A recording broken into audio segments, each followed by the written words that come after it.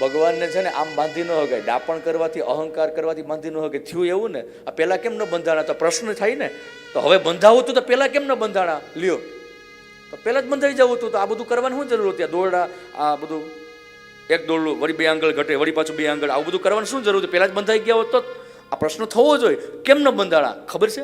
એટલા માટે, કારણ કે પેલા યશોદા અહંકારથી બાંધવાની કોશિશ કરતા હતા. માને અહમ હતો, કારણ કે ક્રોધ આવે ને એટલે અહંકાર આવે, સ્વાભાવિક. ક્રોધ આવ્યો યશોદાને, કારણ કે તોફાન વધ્યા હતા ને, એટલે શરીર લાલ થયું.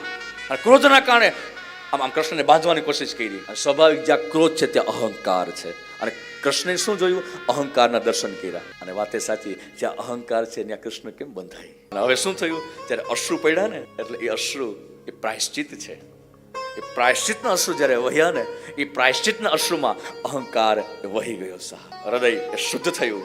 અને હૃદયની શુદ્ધતા જ્યારે કૃષ્ણએ જોઈ, એટલે પછી સામેથી કહ્યું, માં હવે તું મને બાંધી. જ્યારે જ્યાં સુધી તમારી મારી ભીતર હું છે, ત્યાં સુધી હરિ કેમ રહે?